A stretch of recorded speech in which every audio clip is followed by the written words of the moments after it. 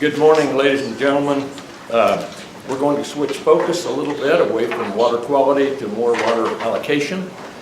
My name is John Peck. I teach law at the University of Kansas. My fellow panelists have their labels down here, but they're going to face the PowerPoint so that they can actually read it.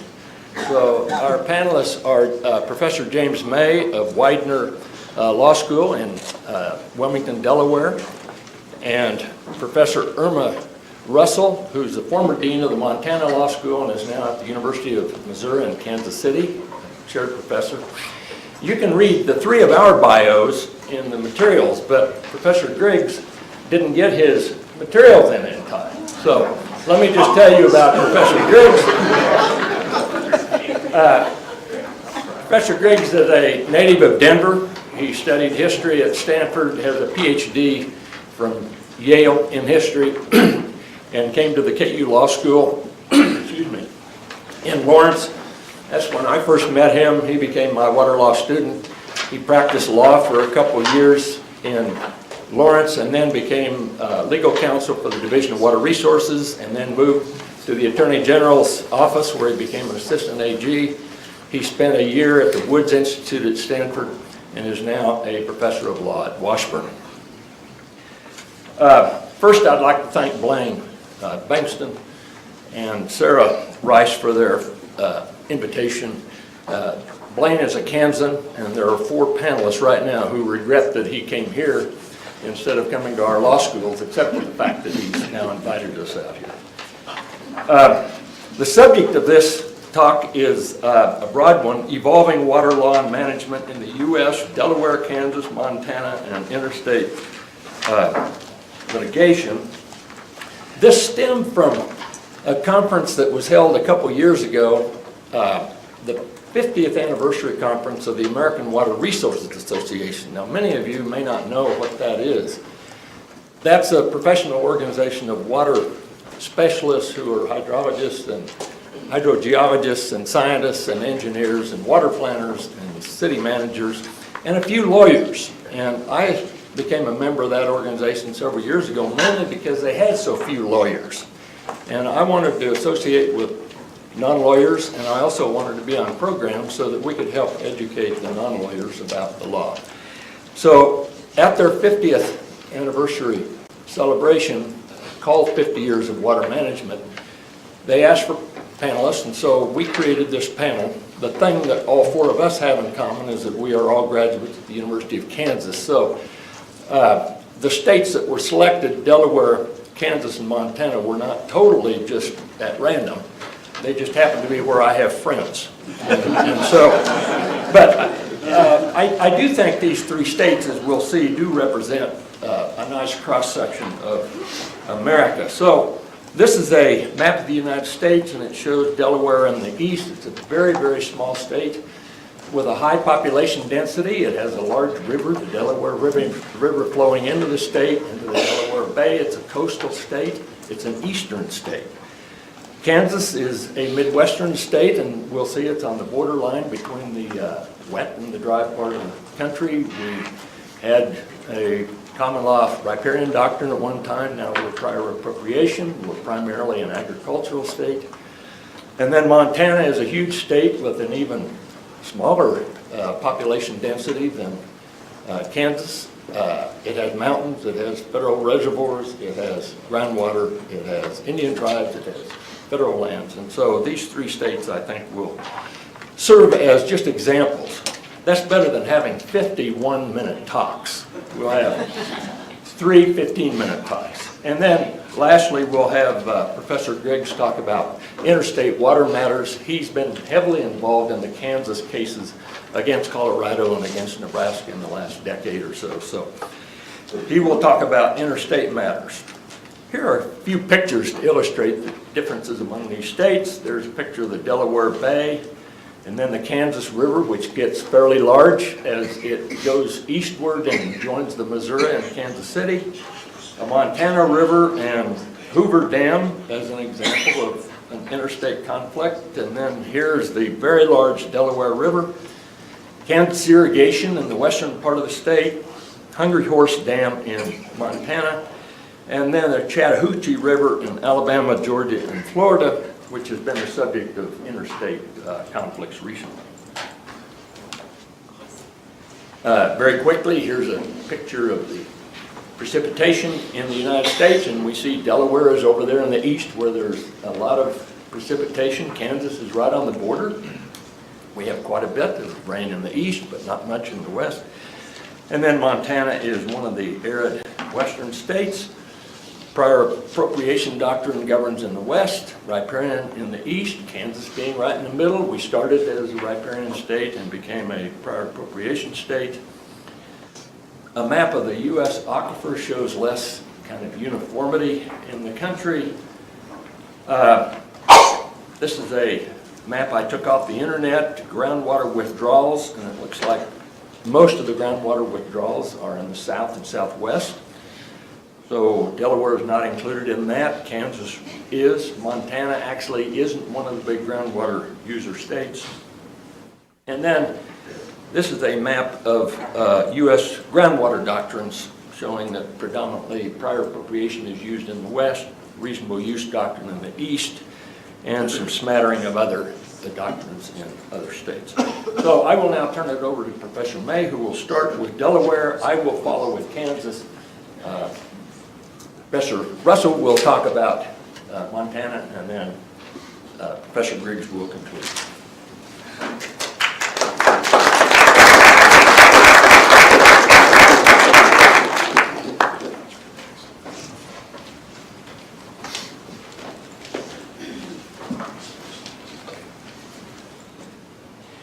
Well, good morning. Good morning. Good morning. So it's great to be here. I'm Jimmy May. I'm from the Delaware Law School, Widener University. So who knows the first state to have water laws in our country? Delaware. What? Okay, so Delaware was the first in a whole bunch of things, right? First state, become state. First to ratify the Constitution. The first to have no major sports teams, the first to be really boring, the first to have my kids, and the first to have water laws. So, did you know that? So Delaware was actually initially an area that was discovered, right, by Scandinavian interests, and those who founded it at Swedes Landing established the very first water laws. And get this, wait for it, trivia later, 1658. So that's one of the reasons that I'm here to talk about Delaware water law. You might be wondering, why are we talking about it? You know, it's such a cute little state, you know, it's hardly there, you know, there are brew pubs in Montana that are bigger, and what difference does it make? But it was the first state to have water laws. It also has these odd things about how to treat water. How to treat water rights. It's riparian, by and large, in common law developed, but the riparian rights extend to the low water mark, which is unusual even in eastern states. But look, more on that in a moment. But I'd like to thank the the Denver Water Law Journal, Law Review, pardon me, for having us here. And it's been such a terrific experience. You know, usually when you speak on a panel and you write a paper, there's an issue that comes out associated with a symposium. You're hoping like within the next century or something. You know, it's next year and a half, but with the University Standard Water Law Review, it's in your materials. These materials that are relevant to this very panel, with articles about water law in Delaware, Montana, and interstate issues, and also for Kansas. And they just did a terrific job. It was a pleasure working with Blaine and Sarah and the entire law review. I also like to thank Professor Peck, who put this panel together initially a few years ago with a different conference, professional conference. But what he did is he's a gift that keeps on giving. So first, he taught us contracts. For me anyway, my first day was, I think, September 3rd of 1987 in his contracts class, where he tried to sell me a watch and then a peppercorn and all these other things, and then others as well. And I don't think I ever succeeded in buying it, but it's just learning from him, and then being able to be on panels with him is like those who learned at the feet of Count Basie or Miles Davis, and then went on tour. It's just been such a pleasure. So thank you, John. Okay, so for me, a couple of other things, because I have 15 minutes, I'm down to 12, but at Delaware, such a small, again, cute state, I only need like 3 minutes to talk about water law in Delaware. I have half the number of footnotes as the others do in their articles, and I haven't even seen Burke's yet. So, Burke, how many footnotes will you have? How many millions of footnotes? Dozens. 245. So is this. So 3 things about the prior panel. I was a public interest litigator. I've been teaching now for 27 years. I'll just come out and say it, but the significant nexus test, one point to connect it back in, just for whatever it's worth, is that is how Justice Kennedy, who I don't think was high at the time, I don't think he's ever been high, that's how he reconciled it with Commerce Clause jurisprudence. So that's just stuck in his head, and he was trying to reconcile it with that. So that's where the significant nexus test perhaps was hatched. About water law, let me move into this now. Get this. This isn't about Delaware at all, but just forgive me for a second. Is that there's a constitutional agency to water law as well that's emerging. It's actually something that's, everything that's old is new again. But, at the federal level, in our federal constitution, we don't have federal recognition of protection or advancement or what have you of use of water. It's states' rights. That's a different matter. But it's not that way everywhere. But some states, many states in their constitutions, 22 in fact, recognize water as something that has been constitutionalized as a right or access or what have you. So that's there. This is something to bear in mind. Across the world, there are about 30 out of the 194 UN recognized countries that specifically constitutionalize rights to water, just for whatever it's worth. But here in the United States, it's primarily 2 things, as John mentioned. The first is we have riparian rights. The second is prior appropriation. That's a wild generalization that hardly fits, because every state does things differently. Started off on the East was kind of a common law genesis of riparian rights, and then turned into other things. Some states constitutionalized it, others made it a matter of statutory edict. And then with prior appropriation, we see again, variations on that theme as well. With minimum stream flow requirements, like in Kansas, or different treatment of groundwater in states based upon the prior appropriation doctrine. And then there are other things that affect all of that. In some countries, there's it's okay. If that's a Skype call for me, I'm not available. So the other thing is that some states recognize the public trust doctrine as a matter of common law or as a matter of constitutional law, like in Pennsylvania, which further influences how water rights are interpreted. And then California is its own planet. So just Delaware. I'm down to 10 minutes. It's fine. Trust me. We could play a game of cards, and I'd still be fine. I'll take the rebuttal time. All right. So this is my outline. So first I'll tell you a little bit more about Delaware. It's a terrific place. By the way, I didn't mention, my father was an itinerant womanizer, so we moved around a lot. That's his own description, by the way. And but I grew up, I really, high school, college, engineering, law school, work, and all that, Kansas. So when people ask me where I'm from, I say Kansas. So Delaware is nothing like Kansas. But anyway, so I'll talk to you a little bit about Delaware, then a brief history of water rights there, a little bit about DNREC, which is Delaware's EPA, just to put things into context, and then there are these overlays. Something called the Delaware River Basin Commission, known as DRBC, and then some kind of fun cases from the Supreme Court that make Delaware more powerful than the state we hate most, New Jersey. So anyway, this is welcome to Delaware, right? So Delaware has a lot of water. It's awash in water. Its mean height is 40 feet. Its maximum is 440 feet. Yes, 440 feet. Some of you drove SUVs here that are taller, but but it has an awful lot of water. It's awash in water. About 200,000 acres of the state are inundated with water. A lot of water. It's everywhere. It's here, there, everywhere. A lot of coastal areas. And so there are the numbers there.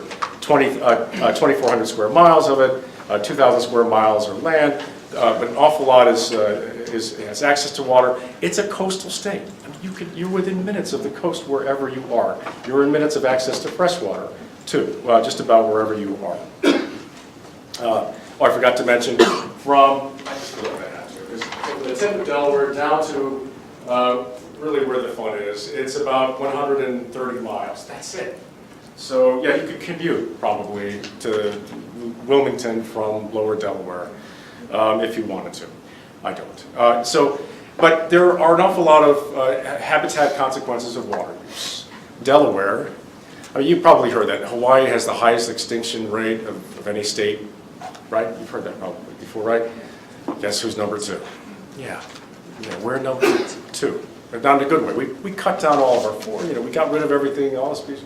So, but of what's left, we're trying to protect it. But if you ever come to Delaware, particularly this time of year, you'll see something that it's hard to see anywhere else in North America. It's really just about impossible. But you have birds that migrate 5,000 miles. Some from Brazil, some from other places, more southern haunts of South America, and they're making their way up to Canada, and they need to eat. Now they don't have what we have out here. They can't stop for that delicious vegetable hash out there or anything else. They have to eat other things that are really fatty and can help sustain the flight, that migration. So we're right along the Delaware shore. You have horseshoe crabs, again, a fascinating species, and I wish we could have time to talk about that, but no. Anyway, so they lay roe, and you have migratory birds this time of year feasting on that roe. And that roe, those horseshoe crabs need water. And so Delaware's beaches, Delaware's shoreline is recognized internationally. So about 90% of the North American populations of 5 species of migratory birds go through there. 5 species of marine turtles, like I mentioned, horseshoe crabs.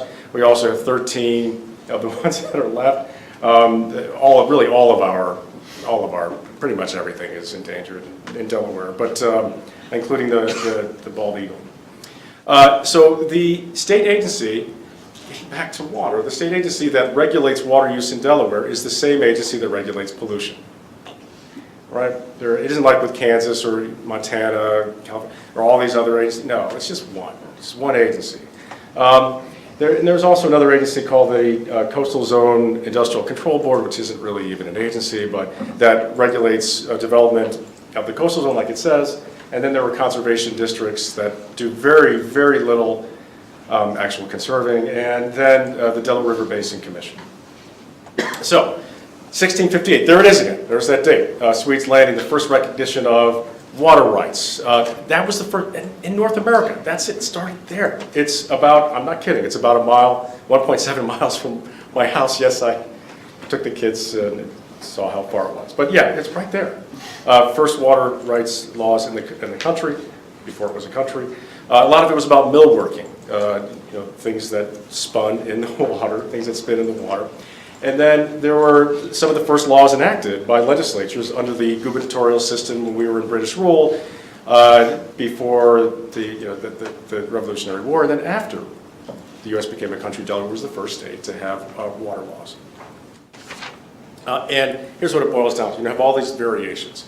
Like with riparian rights, primarily driven through common law systems, but in Delaware it's regulated now, regulated riparian rights. The regulated means regulated by statute, by an administrative agency, as Professor Peck mentioned, to promote reasonable uses. So DENREC is the Delaware Department of Natural Resources and Environmental Control, another quiz question, and it issues permits for any activity that will cause withdrawal of groundwater now, or surface water. And there's a lot of it, I forgot to mention, but what's the average rainfall in Colorado in a year? 13. 13, okay, we got half of that yesterday. Seriously. People complain. But if you want to withdraw water from a surface water body or from the groundwater, you have to show it's a reasonable use. And you have to get a permit. And that comes from the state agency. And you can challenge a denial to the State Environmental Hearing Board, and then challenge that administrative agency's decision to the Superior Court, it's called, which is sort of the entry-level trial court at the state level. Second, we have the Delaware Coastal Zone Act that affects the use of water derivatively, sometimes directly, and it was the first coastal zone law of its kind anywhere. Yeah, we beat you, California. We beat you, everyone else. Delaware in 1971, and it forbids new heavy industries. So, if you're out on the East Coast, you want to come visit, that's fine. It'll be worth your time. Isn't a lot of heavy industry in Delaware because of this law. And you look over in Jersey, and it's all over. Pennsylvania, it's all over, but not there. But water and reasonable water uses are also incorporated into this law.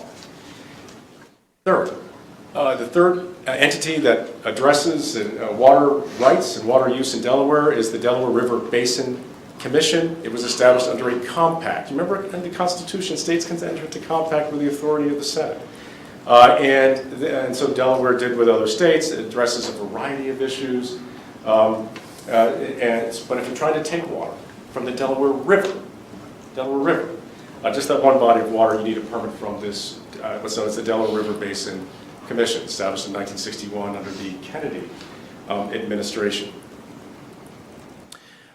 This comes up in lots of contexts, and it's a reason that there isn't fracking, at least in the state of Delaware right now, because you need a permit from the DRBC, and the DRBC imposed a moratorium, a working moratorium on fracking.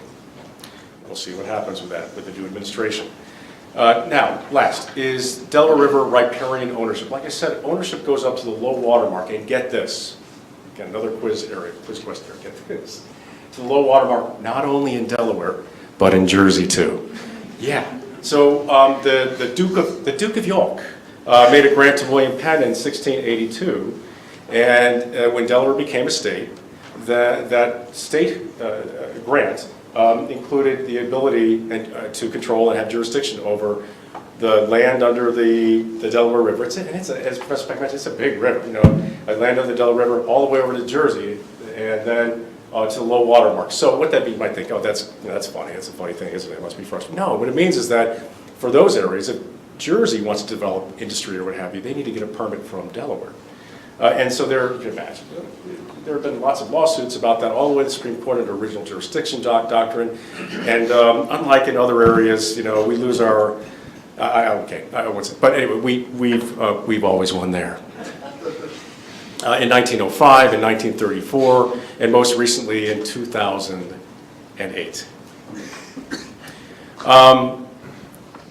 Thanks.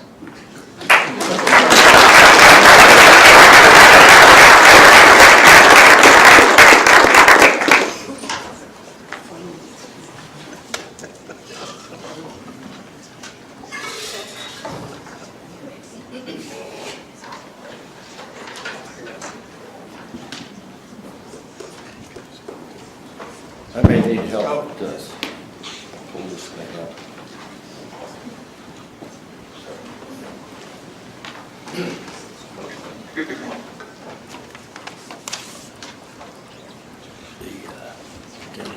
Talk right there, I think, yeah, that one.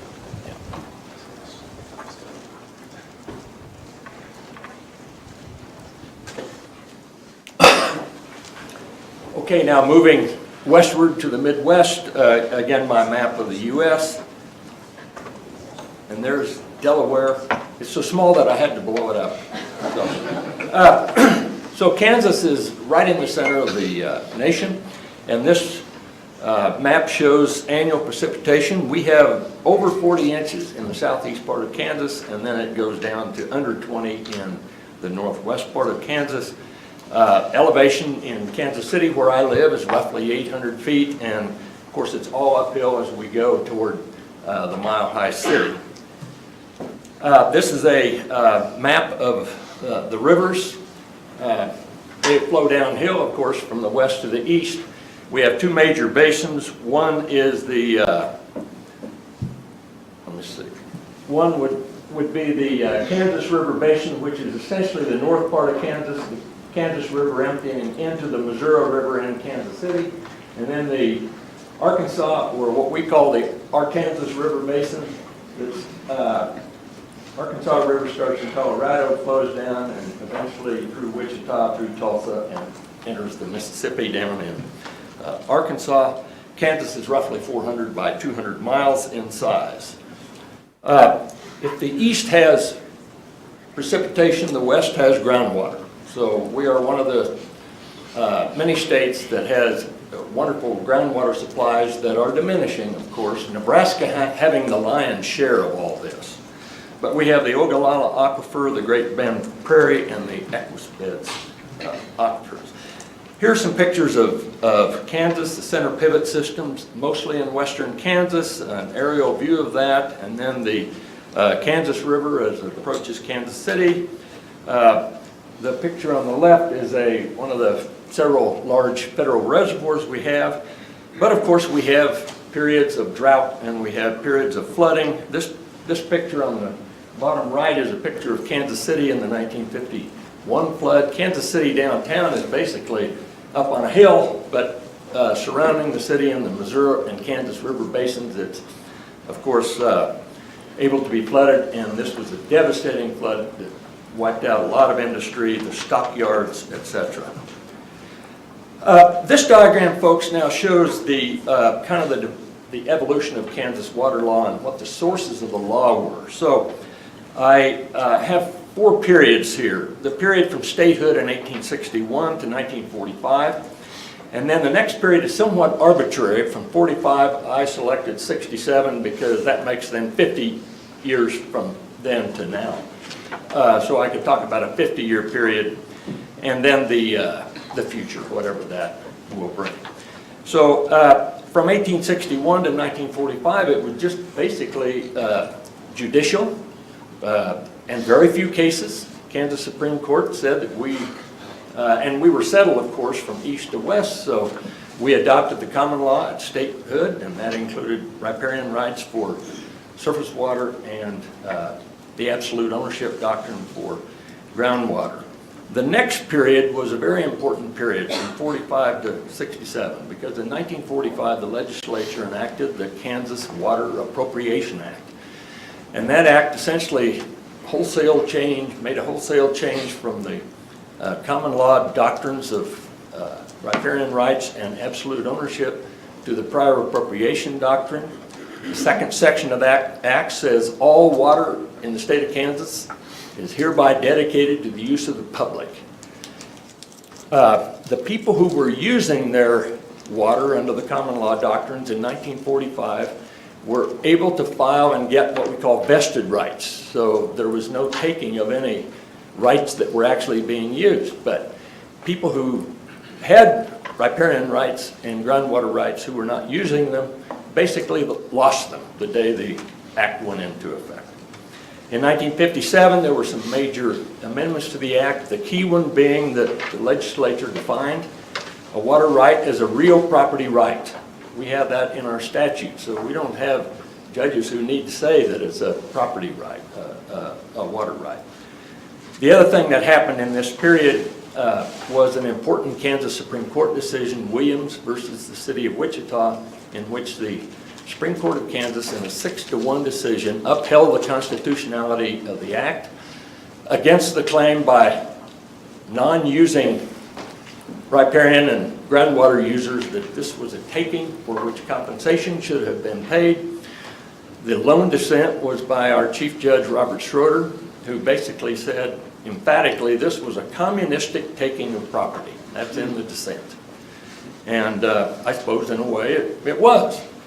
You went to bed on June the 28th, 1945, you had a water right, the next morning you didn't, if you weren't using the water. The next period, you'll note that I have labeled now with 3 colors, administrative, legislative, and judicial. And really the administrative period began in earnest in about 1978. And I would say it has become really the most important part, with the exception of interstate litigation, which I am not talking about at all. But what happened was people began to apply for permits, especially for irrigation, in the period 1945 on. But in the 60s, we began to see that the groundwater aquifers were being depleted. So the legislature in 1972 enacted the Kansas Groundwater Management Act, and it permitted groundwater management districts to be set up, and these districts were given some amount of local control, but it all had to be meshed with state water appropriation law. So I think what the districts have been able to do is essentially slow down the process of obtaining water permits. In 1978, the legislature acted again. It said from here on out, any diversion of water without a permit except for domestic use is a crime. And then it also created a new type of district called the Intensive Groundwater Use Control Area that could be established within groundwater management districts or outside. These districts, if they're established, could give the chief engineer kind of extraordinary power, including changing priorities. In other words, the priority date wouldn't necessarily be safe. When I first started writing about this in 1980 or so, that worried me, that the chief engineer could undo priorities, because it seems to me if we get a water right that has a priority date, that's ought to govern. But in any case, since then, the chief engineer has established 9 IGUCAs, what we call IGUCAs. They're not all related to water quantity. Some are related to water quality and other things. But the main one that was established is this one that's yellow, called the Walnut Creek IGUCA. And in my mind, that's the most important bit of water law in Kansas within our boundaries, again, setting aside interstate matters, that's happened in the last 50 years in my mind. So what happened in this case, folks, was that there's a wetlands called the Cheyenne Bottoms that's located at the eastern terminus of the Walnut Creek Basin. It's a very important wetland area. It covers 41,000 acres. 45% of the shorebirds in the U.S. stop en route to Alaska and en route to South America. They've identified 300 species of birds. And so in 1950, the Kansas, what was then I think the Kansas Fish and Game Commission, applied for a water right as a state agency for 50,000 acre feet a year. And that water right would cover water from the Walnut Creek and then also from the Arkansas River, which wasn't really flowing much at the time. And I'll let Professor Griggs talk about that. But in any case, the 2 permits were from the Walnut Creek and from the Arkansas River, and that would help preserve the wetlands. After 1950, several hundred irrigation permits were granted in the Walnut Creek, in the alluvium, and by the mid-80s, in a drought period, the Walnut Creek began to dry up, and so there was a call from the, I don't mean a call in the water law sense, there was a phone call made from the Fish and Game Commission saying, hey, you've got to help us, chief engineer. Well, the chief engineer, I think, could have just tried to make a determination that yes, this alluvial groundwater is affecting, the pumping of the alluvial groundwater is affecting the stream rights held by the Fish and Game Commission. But instead of just administering those 2 senior water rights, the chief engineer decided to try this new idea of IGUCA, an intensive groundwater use control area. So he set up the hearings for this, and after several weeks of hearings, these are his findings. Total quantity was allowed under the rights were 71,725 acre feet. The long-term sustainable yield of the basin was only 22,700 acre feet. He found that groundwater is interconnected to the river, that the Cheyenne Bottoms is one of the most important wetlands in the country, and that the reasonable amount needed for irrigation is not 18 inches a year, which is what all the permits were for, but rather only 12 to 14. And so his order did the following thing. It basically recognized the vested rights and said vested right holders can pump. And then he divided all the appropriation rights into two big groups, the senior group and the junior group. The senior group were the rights senior to October the 1st, 1965, and the junior group were those who were after that date. He reduced the amount of senior rights from 18 to 12 based on the finding that that's all that was necessary. And then he reduced the junior rights from 18 to 6 or 5, depending on where they were east and west in the basin. And so that was the order. I was actually working on the side of the irrigators. It came as a huge loss. And so we appealed briefly to the district court, but then the chief engineer says, if you'll agree to accept my order, I'll let you pump one more year with your water rights. Now, was that a constitutional order, the cutting back of these rights? Well, I don't think the senior water right holders have any claim. But the junior right holders, the way I analyze this is that the senior-most holders of the junior rights might have a claim that they were treated unfairly and not within their reasonable expectation because they were cut back similarly to the most junior rights, whereas they should have been able to pump and the most junior rights should have been able to, or should have been shut down. But that's where it was left. Folks, this is a cartoon from the Wichita paper. If you can't read it, it says, the sign says the Cheyenne Bottoms Water Rights Victory Party. And these ducks are down celebrating, whoa, what kind of migratory fowl are they? Looking up to the sky, the worst, lawyers from the farm interests. So that's me up there, the other two. This afternoon, David Barfield will talk about another innovation in Kansas called the Local Enhanced Management Area.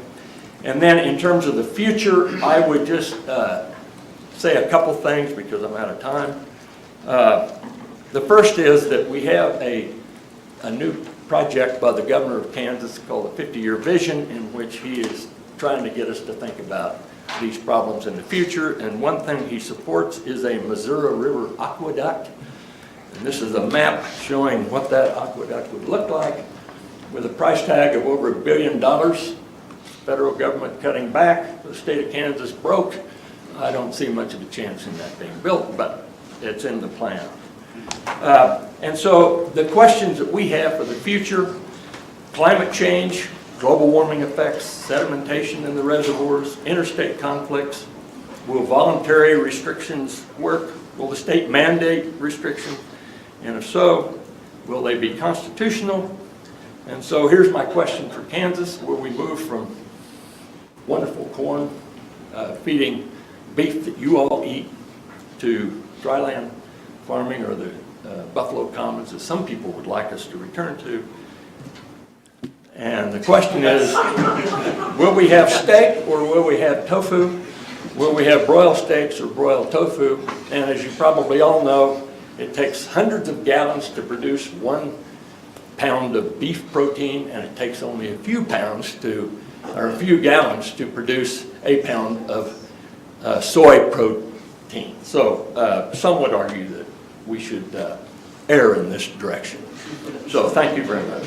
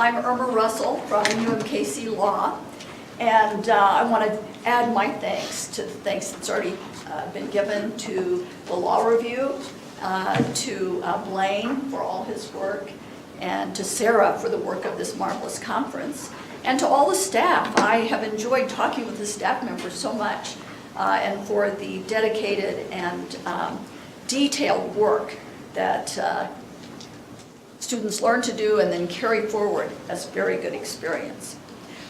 So I'm here to represent Montana water law, which made sense when we first put this together and when John pulled this panel together, because I was the dean of the law school there and interested in water. I'm still interested in Montana and water rights, but I no longer live there. So I do take Montana as a great example of western states and of prior appropriation, and looking at things from a how are we going to do this point of view. So my comments look as, you know, as a kind of a typical way of looking at the history. Past is prelude to what's coming, perhaps it tells us something. So I'll look at the history and then at the future. And in between, a modest ambition is to look at Montana as an example of the historical development of water law in this country. And also a little bit as an example of working with each other. I mean, whether it's steak or tofu, whether it's rights, kind of relates to something larger than law as a controversy settling mechanism. In other words, if there are more people in the family, the first child has some expectations, and that child's expectations don't involve having another kid coming in here. If dad is doing well, everybody has steak, and that's our expectation. But you know, the family might hit a time where steak is not on the menu, and then we all tighten the belts and do something differently. So that's history, that's Montana as an example of history. Then my sort of modest contribution is to look at law not just as a dispute settlement mechanism, but as a means of social ordering for the benefit of society. And that the crux there where we kind of make that jump is when we see changes in the law. And they're not whimsical changes, they're changes that were necessitated because we had some more kids join the family, or the realities of the resources of the family changed, and we all have to change. So that's history, then Montana, then the role of law, and then looking to the future. So I don't think of Montana as a dry state, although it is legitimately categorized as a dry state. That's because I lived in Missoula, just west of the divide, and it's all green, and the rivers are clear and flowing. But over here on the eastern part of Montana, it is a dry state, and the effects of that dry state have driven both the history and the current economy and current outlooks of the state, in part. Of course, there are other industries. But there was a movie that I went to while in Missoula, Montana, as part of the Montana International Film Festival. And, I mean, it's a tiny town, but it is a huge international film festival. And the name of the movie was The Next Year Country, and it was about wheat farming, subject dear to my heart, in eastern Montana, and looking to the next year because the rain hasn't been quite what we needed this year. So that drives a lot of things. I actually wanted the slide where you could see how tiny Delaware is, just because Jimmy set the stage. Very important, very early, of course, and history is part of what we're doing here. And then Montana, because here's a point that you probably will remember. And boy, that one does it better, but you can get the idea here. Why? You can barely see Delaware on this map, but I think everybody can point to Montana. So the thing that makes this memorable for me in dealing with a lawyer who represented on the Montana Lawyers Assistance Program, all of the lawyers in the state, it's not a whole lot, he would drive the whole state. It's a big job. Why? Well, because Montana has 56 counties, and all but 4 of them, he said, and he's right, were larger than the state of Rhode Island. And looking at that map, I think they're also larger than the state of Delaware. Now, I think I didn't measure it out, but I'm pretty sure I'm right, because Delaware is not that much bigger than Rhode Island, if I remember. But So it's what? But we are. Oh, they are bigger. That's right, they are bigger. Let's get that straight. So the way we manage has real effects on the fortunes and futures of everyone.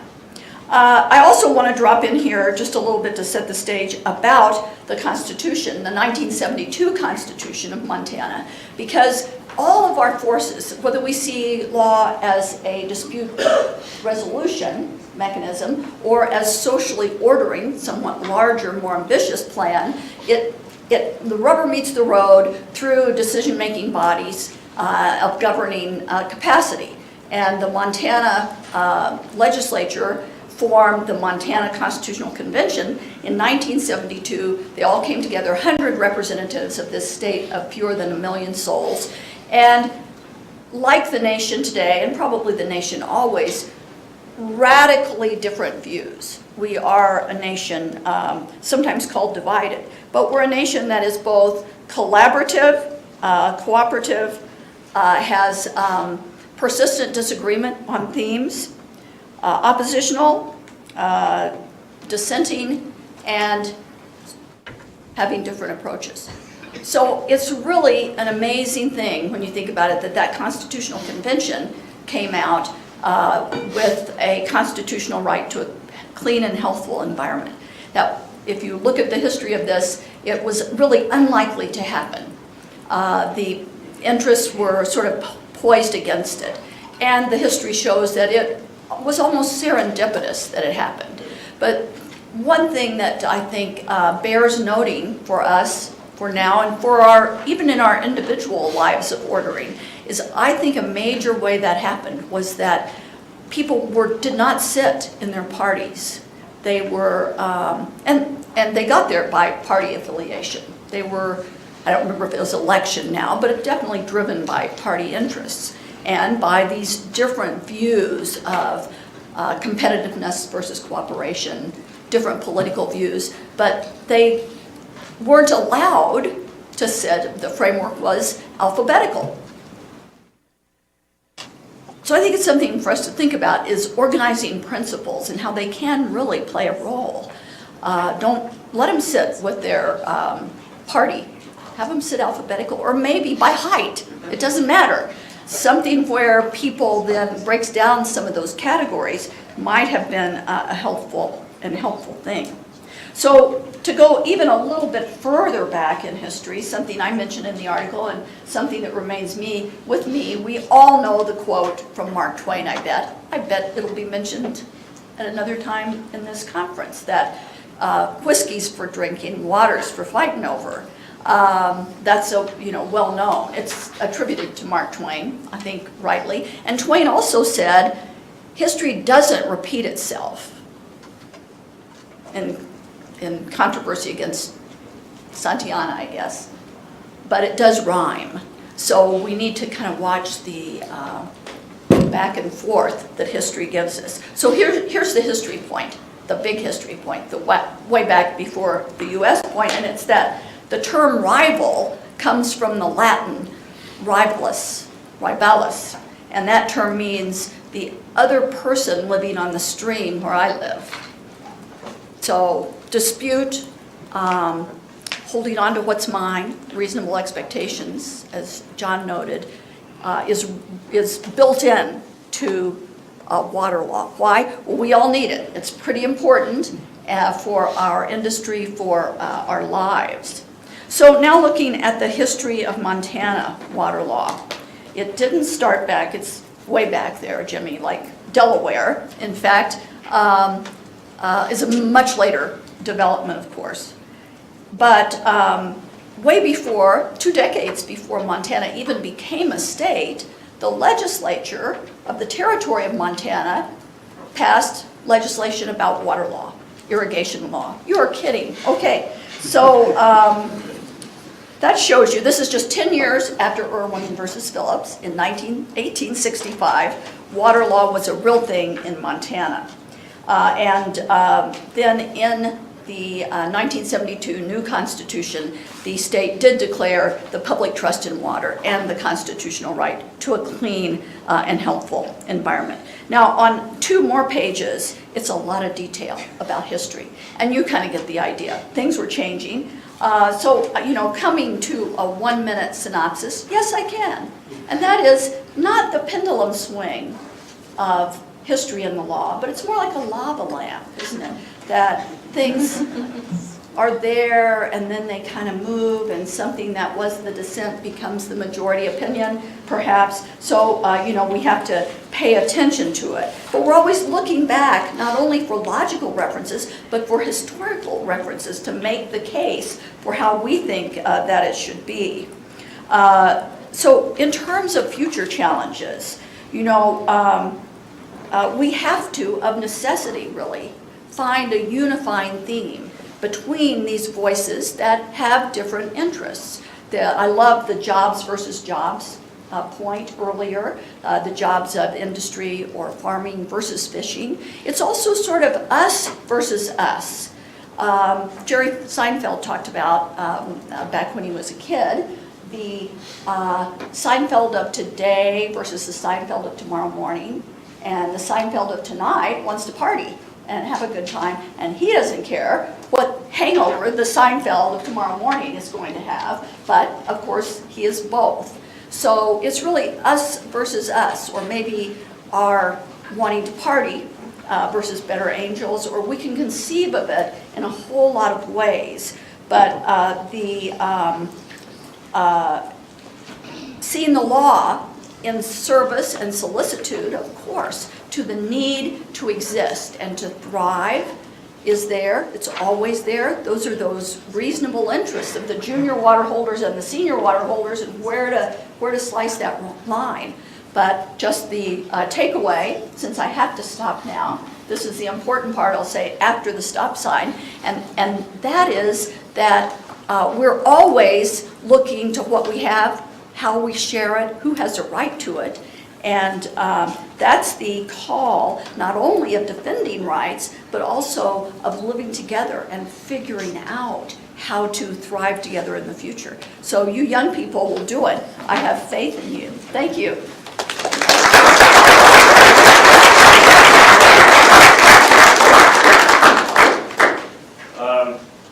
Thank you for having me here. I was at my first Arkansas River Compact meeting, and former state engineer Juris Danielson, who had moved on to be manager of the Purgatory Water Conservancy District, referred to that gaping chest wound called Denver. So think of yourself as happy members of that gaping chest wound called Denver. And it's not me, I'm quoting your former state engineer. Okay. As John F. Kennedy said to someone who wasn't his wife, we don't have a lot of time. So 50 years and 15 minutes, no problem. War and Peace was about some Russians. You're going to hear a little bit about interstate water litigation. Okay, the classical period. You know this from taking water law. We can apportion interstate streams through equitable apportionment. Sometimes the court even does it. They talk about it a lot, they don't always do it. This led to the great period of compacts in the 30s and the 40s. And of course, Congress can apportion interstate rivers as well. It did so on the Rio Grande. It also did so in the famous Arizona v. California case. This is deep background. But you also have things that you don't get in the textbooks, because textbooks can't be 3,000 pages long. States love to take extreme legal positions. In the Kansas v. Colorado case, Colorado's position was, it's all ours, because of the Harmon Doctrine that Justice Hobbs referred to. If it originates within our boundaries, it's ours. And that was based on Secretary of State's opinion under the McKinley administration in the 1890s. And also under a prior appropriation, we've got rights, it's all taken, you're out of luck. Kansas took the diametrically opposed view. Get used to this theme, okay? We follow the common law rights of riparianism, therefore we are entitled to the full flow of the river, unperturbed, undisturbed, unaffected. And the United States, not for the first time, took its own extreme legal position.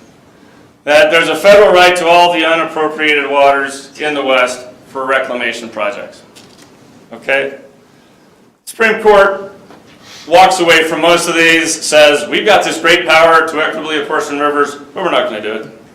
Okay? Extreme hydrological positions. Colorado never disappoints for its creativity hydrologically. Actually, the Ark River is actually two rivers. The first one starts in Leadville, comes down, hits Pueblo, goes on, and kind of peters out right around the Romer Estate in Hawley. Okay? And then about that same time, a gathering groundwater stream rises, and that's the river that flows through Kansas. So we're talking about two separate rivers. Now that makes sense up to a point, right? I mean, it's obviously a mountain stream, and then it becomes a high plains groundwater dependent stream. Kansas, of course, argues it's one continuous river, ignoring for a fact, for periods of time in this litigation, that Kansas irrigators are pulling all the water off what remains of what crosses into Kansas. By the time it gets past Garden City, Colorado, Kansas, there's no river. The Supreme Court doesn't like that argument either. Okay, so for the first 50 years, really, you've got these powers of apportionment.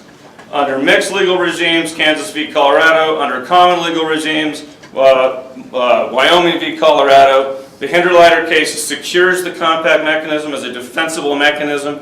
And then with the Dust Bowl and the Great Depression, you see the entrance of the federal government into the West on a large scale. So a lot of these compacts enacted in the 30s and the 40s are in partnership explicitly or strongly implicitly with the federal government. Unlike the earliest compacts, okay, that did not explicitly call out federal projects. So I think the first one approved was the La Plata River Compact, and it doesn't mention anything federal. Okay.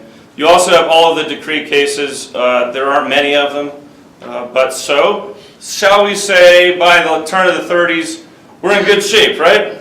Peace in our time. This is Neville Chamberlain. He's holding a copy of the Rio Grande Compact. Everything's great. He's not sweating. There he is in Santa Fe. It looks great. Unfortunately, though, technological revolutions render traditional warfighting obsolete. This is John Browning, the Utah native, with his water-cooled machine gun. Okay, goodbye trench warfare forever. Okay.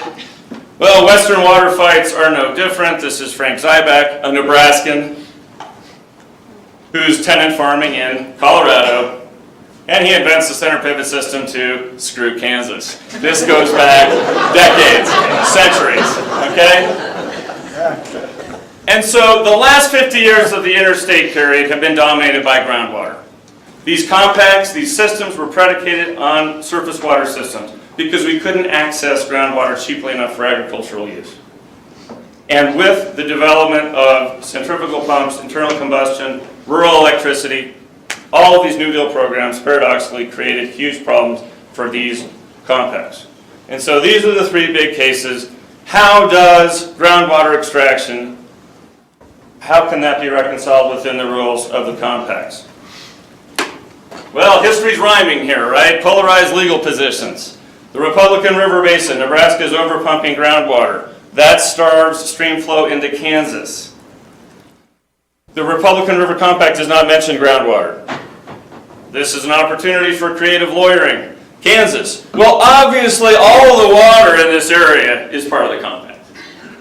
Okay? Nebraska? No, none of the groundwater is part of the compact. Do you see the word groundwater in this compact? I don't see it. Do you see it? Justice Hodge? No. Nope, he's never seen it. Let the record say. Okay, and he doesn't issue advisory opinions. That's authoritative, okay? Colorado, they had achieved the 1965 Act. They had achieved the 1969 Act. They take a position largely in line with those statutory achievements. Alluvial groundwater is within the compact, but Ogallala groundwater is not. What you would call designated groundwater would not be part of the compact. Okay? Special Master, and I think one of the smartest opinions I've ever seen, at least in this one little part, he avoids the game the lawyers are trying to play. I'm not going to fall into your classification schemes. The holding is, to the extent groundwater pumping affects stream flows, it's part of the compact. Okay? And that leads to a cooperative groundwater model that I'll talk about later. Meanwhile, in Washington, D.C., we have an opinion out of the Carter administration saying that the United States has the right to the unappropriated waters necessary to carry out the purposes of the public land. It's like the ghost of Morris Bean has returned in the 1970s. And then Ted Olson reverses this opinion in 1982. And for you law students who want to see legal analysis at its highest level, I cannot recommend this Olson opinion enough. It is a really, really impressive piece of legal analysis. Okay, this leads us to groundwater modeling.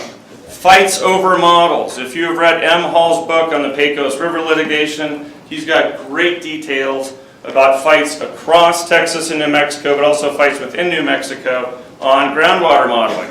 A special master threatens to build his own, and that sufficiently terrifies the states into getting together on modeling.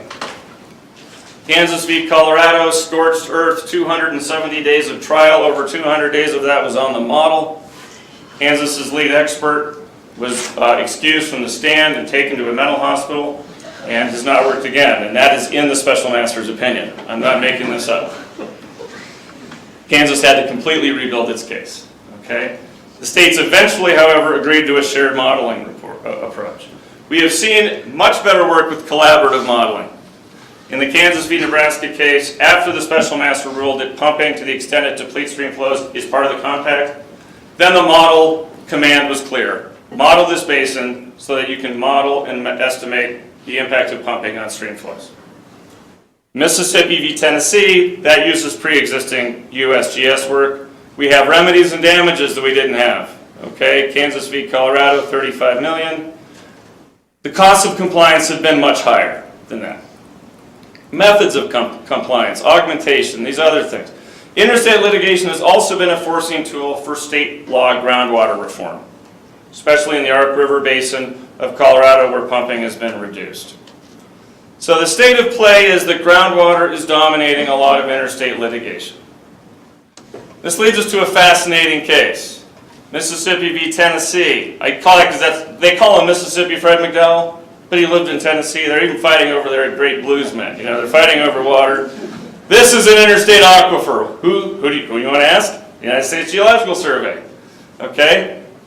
Memphis is pumping water. Mississippi argues trespass. This is not equitable apportionment. This is trespass and conversion. Violation of Mississippi's sovereign rights under the Constitution. Okay? Tennessee says, no, this is equitable apportionment, Kansas v. Colorado, 1907. Special master basically says so, but because in original jurisdiction litigation you have to be very inclusive, so we're going to have limited hearings on the issue of, is this aquifer interstate? Okay. Texas v. New Mexico and Colorado, I don't have time to summarize it, but that's a situation where Texas is essentially prevailing in this case in terms of how Elephant Butte reservoirs should be managed. But that's a case where the Bureau of Reclamation has been very much involved in this dispute. So I will move through this. Florida v. Georgia, this just came out in February. This is the Apalachicola, Chattahoochee, Flint River Basin, ACF. The argument is that groundwater pumping and other pumping in Georgia is starving Apalachicola Bay of oyster bed, the oyster beds there of habitat and of water. After trial, we have an interesting decision. Yes, Georgia is probably harming Florida. A factor of 10 increase in irrigation, southern Georgia. But the Corps is not part of your lawsuit, and we can't help Florida without the Corps being involved. So it's a basic federalism issue. So here's some conclusions. These extreme legal and technical positions do recur. Historical analysis of compacts are important. Modeling is important. And these interstate decisions in themselves are not super expensive always. Don't tell that to your respective legislatures, they hate them. But they can lead to much more expensive compliance methods in intrastate law. This is my takeaway, my gift to you. What United States are we dealing with? They don't care about the Republican River Basin. They care a great deal about the Rio Grande Basin. Where's their position in Mississippi v. Tennessee? What's the Corps going to do in the Apalachicola situation? It's a major policy issue, and I trust Secretary Salazar will address that in length. Next 50 years, as we run out of the Ogallala aquifer water, will people be claiming sovereign rights to those supplies? Will we have a dystopian vision on the Colorado? Whereas in terms of the Central Arizona project, California gets its entire allocation before Phoenix gets any. You see a Secretary of Interior saying, sorry Phoenix, we need water for lettuce in the Imperial Valley. Will that break the system? Talk to Brad Udall. He's very interesting about that.